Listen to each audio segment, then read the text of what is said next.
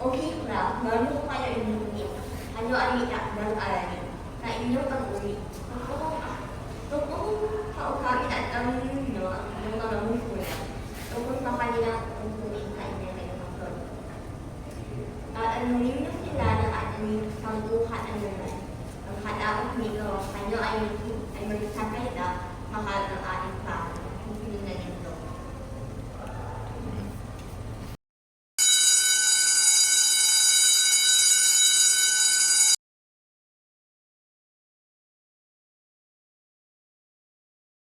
Pauwi na si Glenn habang kanyang iniisip kung ano ang mga itatanong niya sa kanyang mga magulang.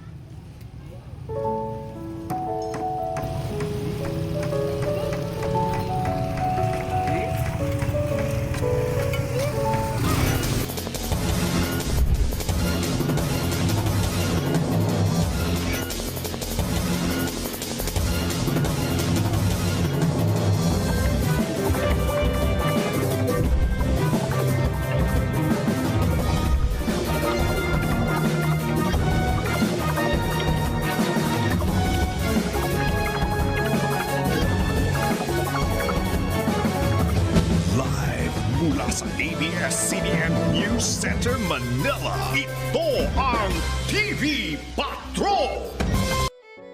Magandang gabi, Luzon, Visayas at Mindanao. Ngayong gabi nito ating tutunghayan ang kwento ng isang pamilya. Pamilyang handang magsakripisyo para sa kanilang anak. Makakasama natin ngayong gabi si Luis Benedict upang ikwento ang pamilyang ito. Luis? Kuya, narito nga ako ngayon sa harap ng bahay ng pamilya aking nakilala, ang pamilya Garcia. Sila man ay mahirap, ngunit puno ng pagmamahal ang kanilang tahanan. Tara na, ating alamin ang kanilang kwento.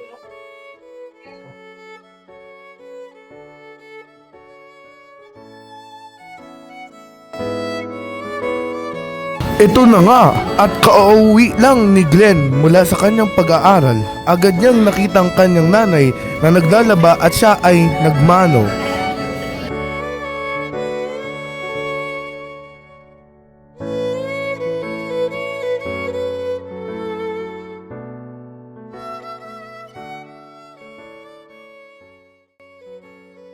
Ma, paano niyo po sinusuportahan ang aking pag-aaral?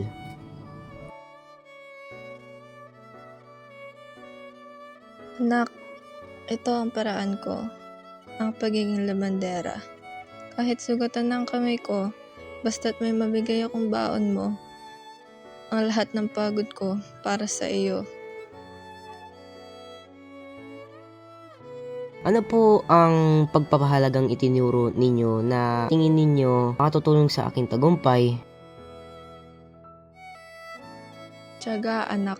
Gaya ng ginagawa ko ngayon, kahit mahirap, kailangan magtiis at magtiyaga. Oo, mahirap, pero kailangan matuto tayong magsakripisyo.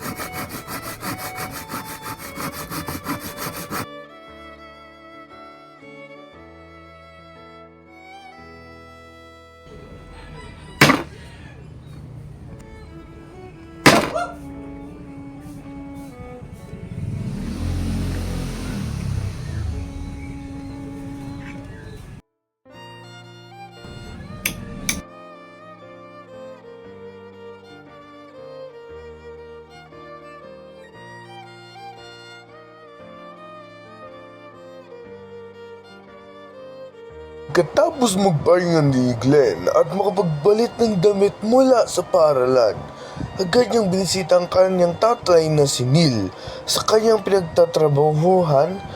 Nagkataong namang nagpapahinga si Neil mula sa kanyang pagpukpok ng mga kahoy upang gamitin sa tinayong gusali nang dumating si Glenn.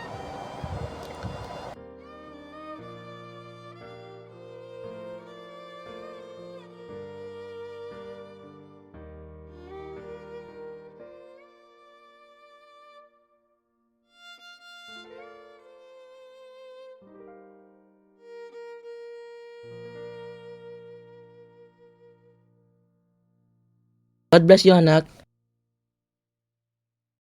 Bakit ka nga pala nadalaw dito? Wala lang po. Nais ko lang po kayong kumustahin.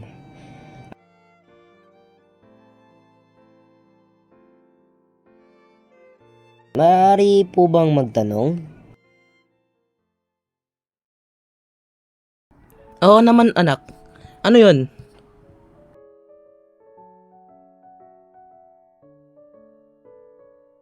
Paano ninyo nakikita ang aking tungkulin sa paghuhubog ng aking mabuting asal at tamang desisyon?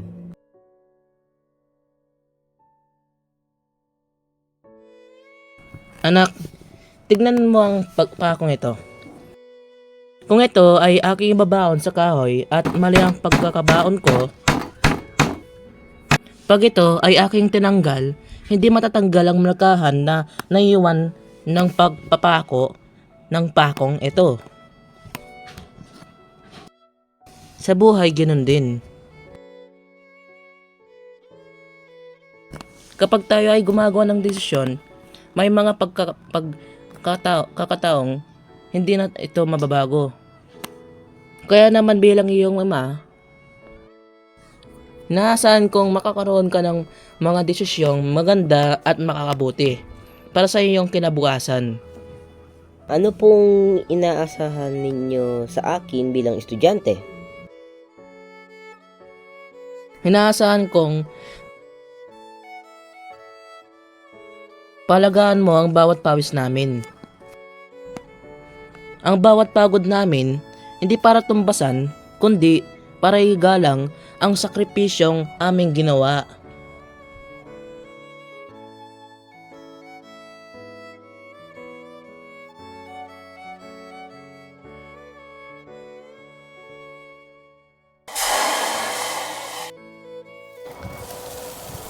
Kinagabihan, habang nagluluto ng hapunan si Ginang Garcia, lumapit at nagtanong.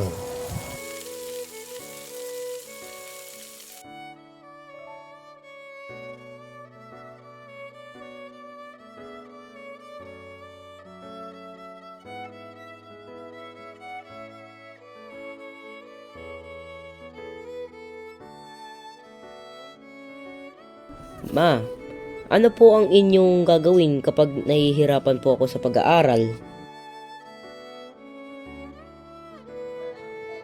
Anak, alam mo naman na tuwing nahihirapan ka ay nariyan ako sa tabi mo. Ako'y dadamay at tutulong. At ito ang tatandaan mo. Hindi kita iiwan ano man ang mangyari. Paano po ninyo pinapanatili ang aking kapaligiran kaya aya para sa aking pag-aaral?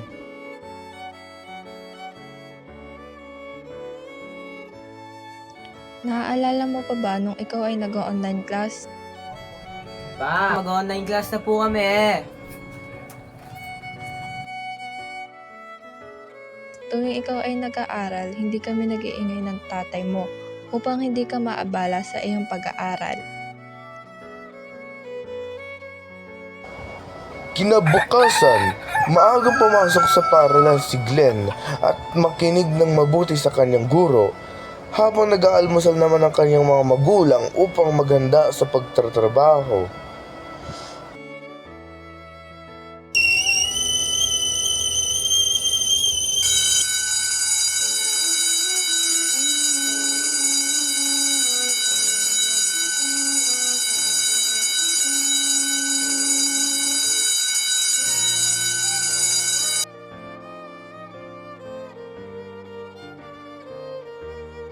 Pagdating ng hapon, nagpunta sa paaralan ng ama ni Glenn para sa kanilang PTA meeting at cards out. Pagkatapos ng PTA meeting, nilapitan ni Glenn ang kanyang ama. Paano niyo po nakikipagtulungan sa paaralan at guro para masubaybayan ang aking progresyon? Parati na kami nagtatanong sa mga guro niyo. Gusto ko lang malaman kung kamusta ka. Hindi lang higit yung lumalaman dito. Kaya, tuwing merong meeting sa school ninyo, parati nandyan kami para upang isuportahan ka. Sa anong mga paraan po na magiging bukod po ako o kaya sa pagiging mabuting estudyante? Tinaturuan ka namin upang magkaroon ng respeto tsaka ng pananampalataya. Kasi yung grades mo, pansamantalayan lang yun. Kasi yung grades mo hindi yan makapupunta sa habang buhay. Kaso yung pagkatao mo, madadala mo yun habang buhay.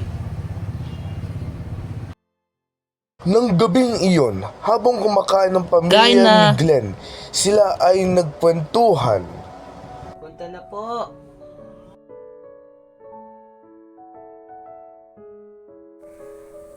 Ma, ano po ang pinakamatinding hamon sa pagiging magulang na may tungkulin sa edukasyon ng anak? Sa tuwing ikaw ay maraming ginagawa, alam mo anak,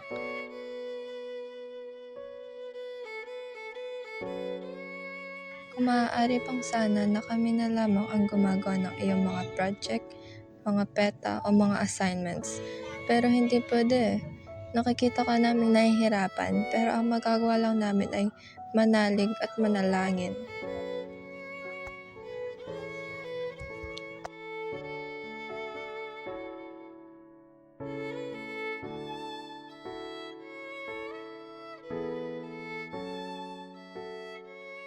Gaya po ng inyong sinabi, paano ninyo hinaharap ang mga hamon o problema sa edukasyon ko gaya ng mga mahabang marka o pagsubok sa eskwela?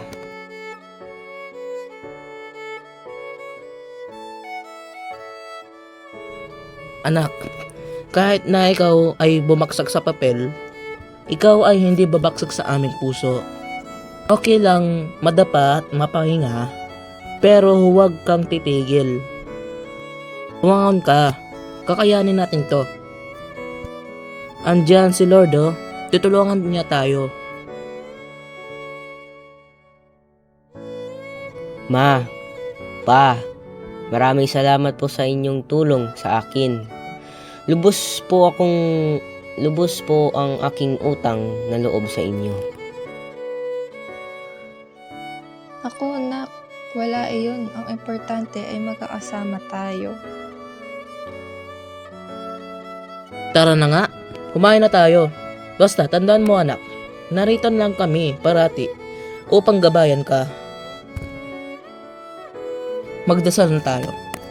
Pagpalain mo nawa kami ama, at itong hanggang biyayang aming tatanggapin sa mula sa inyong pagpapalang kamay sa pamamagitan ni Jesus. Amen.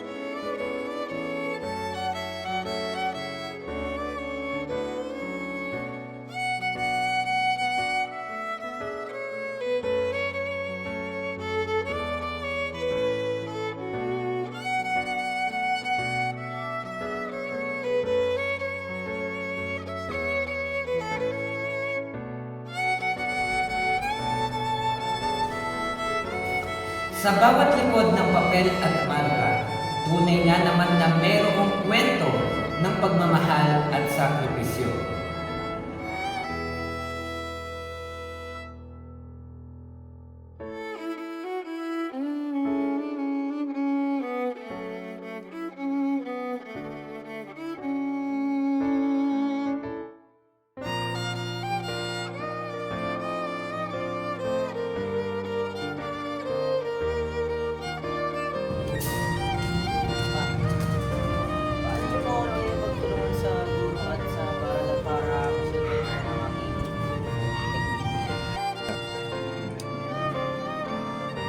Anak!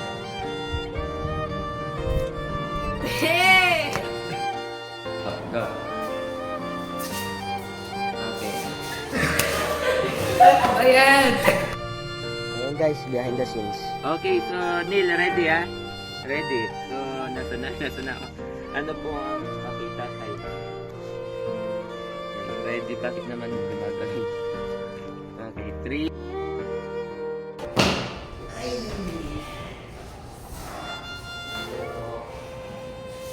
At ito ang isang mundo naman po ang aming mga magulang. First of all, papasalamat po ako sa kanila na pinanganak ko ulit sa mundo. At saka don't get me wrong po, thank you po sa mga pinigin niyo po sa amin na pagkain at buhay para sa aking kinabukasan. At saka pinag-pray ko po kayo na mag-ingat sa mga trabaho at sa mga iba't iba po mga ginagawa mo sa ginagawa sa buhay. Tsaka, isa pa po, tutulungan po at iaahon ko kayo sa inyong problema. At sa ano naman, thank you po, mga magulang.